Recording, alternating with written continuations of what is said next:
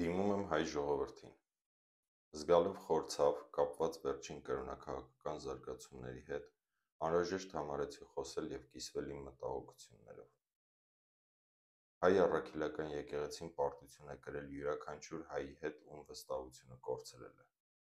Ամեն կորցրած հավատացյալ ոչ թե պարզապես անհատ է, այլ հոգևոր կապի խզման վկայություն։ Սակայն եկեղեցին փոխանակ ցավ զգալու և իր հետագա քայլերն ու վարած քաղաքականությունը վերանայելու, նրանց անվանում է նեռ,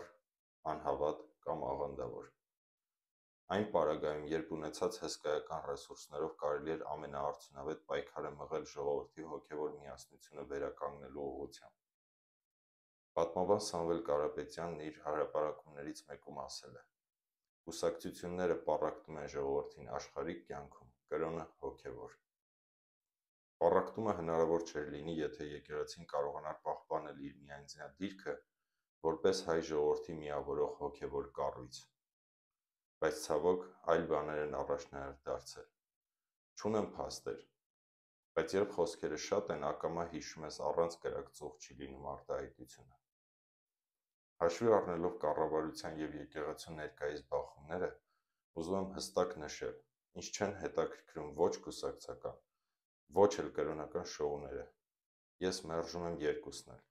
Իմ նպատակը ոչ թե դատելն է, այլ ցավով մատնանշել այն խնդիրն, ինչն այսօր պահում է մեր ժողովրդին մշտական գերլարվածության մեջ՝ պառակտումը։ Եթե հայ առաքելական եկեղեցին պահպանած լիներ իր մոնոպոլ դիրքը հոգևոր դաշտում, գոնե միասնությունը կմնար։ Իսկ հիմա վտանգ կա, որ այն կարող է դառնալ հերթական կրոնական միավորում առանց համահայկական կենտրոնական ուժի։ Եկեղեցին չի սահմանվում իր անունով կամ տարեթվով, այլ իր հետևորդներով, հավատացյալներով, ովքեր միավորված են նույն հոգևոր արժեքի շուրջ։ Իսկ այսօր այդ կապը զգալիորեն թուլացել է։ Շատերն այսօր եկեղեցում պսակադրվում են ոչ թե հավատքի ներքին պահանջից, այլ պարզապես մոդայի թելադրանքով։ Եվ հաճախ տեսնում ենք, որ խորանի առաջ կանգնած զույգերն ավելի շատ կենտրոնացած են տեսախցիկի վրա, քան իրենց խոստման հոգևոր արժեքի ու պահի լրջության։ Այս իրավիճակում հայ առաքելական եկեղեցին երկու ճանապարհ ունի. կամ վերականգնի իր միավորող դերը որպես հոգևոր առաջնորդություն, կամ ընդունի, որ դարձել է հերթական կրոնական խմբավորում, որը ևս պառակտում է ժողովրդին։ Սիրելի հայ ժողովուրդ, կրոնները գալիս են ու անցնում։ Երբեմն թվում է, կայսրությունը հավերժ է, մինչև որ այն փլվում է, ինչպես Հռոմը փլուզվեց։ Չգնանք շատ հեռու, ինչպես ԽՍՀՄ փլուզվեց։ Այդպես էլ ամեն կառույց վաղ թե ուշ փլուզվում է, երբ կորցնում է իր իմաստը։ Հայ լինելը քրիստոնյա լինելը չէ։ Հայ լինելը դա ներքին զգացում է, երբ քո նմանի շահը դնում ես առաջին տեղում, սիրում ես նրան, օգնում ես նրան և միասին ձևավորում ես հզոր ժողովուրդ։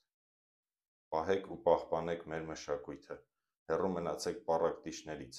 լինի դա կրոնական թե քաղաքական։ Թող յուրաքանչյուրը պաշտի այն Աստծուն, ում ինքն իր սրտում է գտնում։